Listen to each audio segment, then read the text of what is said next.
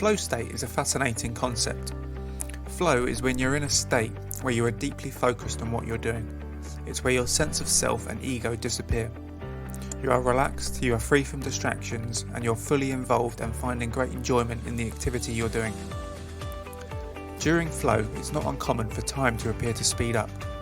Before you know it, 4 hours has actually felt like 10 minutes. Likened to sleep, when a 20-minute nap can feel like an entire night's sleep. This happens in the flow state and sleep because your conscious mind is less active, allowing your subconscious to come to the surface. The opposite can be true in some sporting or high-paced flow states. For example, during a high-paced table tennis rally, time feels like it is slowed down to allow time for the athletes to analyse, react and return each shot. Simultaneously, it feels like time is speeding by as each player is so intensely focused on the game at hand. Or, time may appear to slow down for the rally car driver, allowing time to see, analyse and react to the conditions and track ahead. All of this happens while a 10-minute race is made to feel like 30 seconds. The flow state is commonly known in people doing extreme sports like free solo climbing, Formula 1 racing or big mountain skiing, as well as creatives such as musicians or artists. The pianist will not consciously think about every key of the piano before it's pressed. The artist will not consciously think about every stroke of the paintbrush. This is taken care of from years of experience stored in the subconscious mind, coming to the surface without conscious friction. Or the freestyle rapper who somehow manages to flow comprehensible words, sentences and rhyme schemes with fluidity on top of a beat, based on a topic given to them 10 seconds prior. The conscious mind simply cannot keep up with the speed of this whilst incorporating the necessary skills. The subconscious again takes over and a deep flow state is achieved. Allowing yourself to really let go into this incredible state and let the power of your subconscious to the surface will inevitably result in some of your best work or performances. Don't be fooled though, the flow state can be reached in any activity in life, not just those involving adrenaline, risk or high levels of creativity. Flow state can be achieved with the right conditions, whether you're doing the dishes, hoovering the house, or even me now recording this script.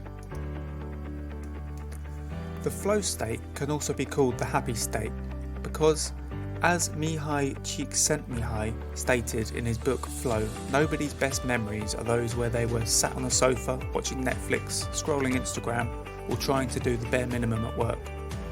Instead, the happiest memories, or even the experience that even create memories at all, are the times when you are in the flow state, overcoming challenge, having an impact on the world, performing at your best in a sport or creative art, or even the times having deep conversations with friends and family, or talking and laughing all night with your spouse.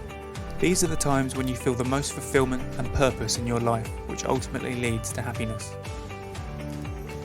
A common misconception of the flow state is that it can only be achieved a couple of times in a lifetime, likened perhaps to an out-of-body experience.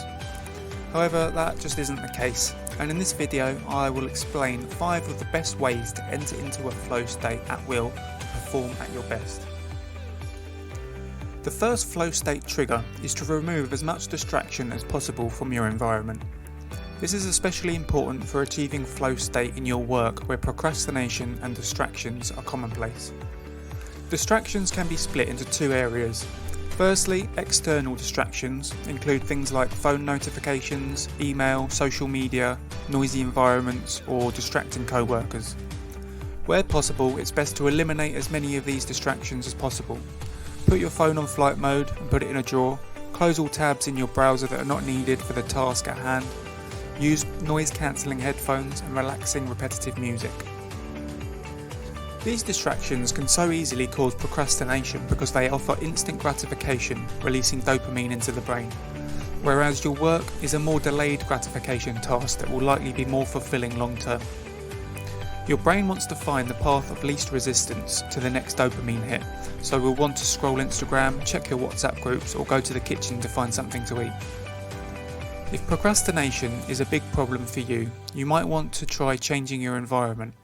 Move to another room in the house, change the position of your desk, or even go to your nearest coffee shop with some noise-cancelling headphones. Doing so will bring some novelty into your routine, and studies have shown that novelty releases dopamine into the brain, meaning there's less chance of your brain craving other addictions such as social media or food. A knowledge of this is a start to avoiding temptation, but where possible, remove as much distraction as possible for the best and most consistent results. The other type of distraction are internal distractions. These are the thoughts that you have rushing around your head and the stress or anxiety or worry that you're experiencing. To reduce internal distractions, meditation or hypnosis is an excellent way to become present, still your thoughts, and reduce conscious mind activity. Meditation also relaxes you, which will remove stress and anxiety.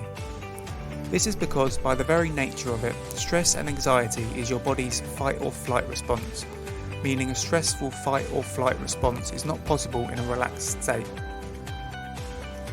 Another great way to control your thoughts is to use to-do lists and journals. By writing down what you have to do and your thoughts means that you do not have to remember them all. This will free up a lot of mental space for you to concentrate on the task at hand without that mental distraction. Once distractions are removed as much as possible, we can move on to number 2, which is to be well rested and to be working at the right time of day for you. If you're not a morning person, then trying to do your best work at this time is not going to be easy. If you're known to feel tired after lunch, then avoid this time for your most important flow state work. Knowing your body's circadian rhythm can help with this, so you know the best time for you to be sleeping and working. If you're not well rested and are sleep deprived, then your brain will want that path of least resistance even more. You'll find it even harder to enter flow state because your brain will be even more attracted to those external distractions for that quick dopamine fix. Even those internal thoughts will be more tempting because they are familiar and easy for your brain to do, rather than the more challenging work you have in front of you. As well as the time of day and amount of sleep, you may also want to experiment with strategic caffeine use. Caffeine is an addictive substance, so you have to be careful here not to overdo it. However, caffeine has been proven to increase the time a person can concentrate, as well as actually improve cognitive function. But if you can achieve flow perfectly fine with just these other techniques, then you may be better off avoiding caffeine altogether. The third flow state trigger is to work on one specific predetermined task with a clear outcome. To achieve your best work during flow, you need all of your concentration on one task rather than scattered across multiple. Similar to having your thoughts all over the place, if you're trying to do too many things at once, no one of them will be of the quality compared to if you only focused on one. You must have the task predetermined so you don't have to waste conscious energy on thinking about what to do. Use to-do lists and schedulers to achieve this with the most efficiency, and have the task written down in case you need to remind yourself. These small changes to the way you work can really have a dramatic difference to both the quality and the quantity of the work you produce on a daily basis. This, compounded over the course of a year, will really have a dramatic impact on the size of the goals you can achieve and the belief of your own potential over a lifetime. The fourth key to achieving flow is to ensure that what you want to do has the right amount of challenge. If it has too little, you'll become bored and your brain would rather do an easy task that will at least reward it with instant dopamine. However, on the other hand, if there is too much challenge, then you'll feel overwhelmed and never really get into what you're doing. You'll feel stressed and frustrated at the challenge and never be able to relax into flow. Your flow state will be interrupted by having to consciously think through problems outside of your current ability. This can be likened to sport as well. Imagine you are playing tennis against someone with far less ability than you. You'll get bored easily because there is no challenge to winning a point, and you can't even muster up a good rally because the other person struggles to return the ball consistently. On the other hand, imagine playing against a professional player who is trying to win. You will be frustrated that you can't win a point or even return a serve. You will first be frustrated and therefore not relaxed, and then you will become bored because you stop trying to compete as there is no point. Now imagine you are playing against someone of equal or slightly better ability than you. You enter into lengthy and competitive rallies. You are evenly matched on points, making it a closer game with the right amount of challenge and tension.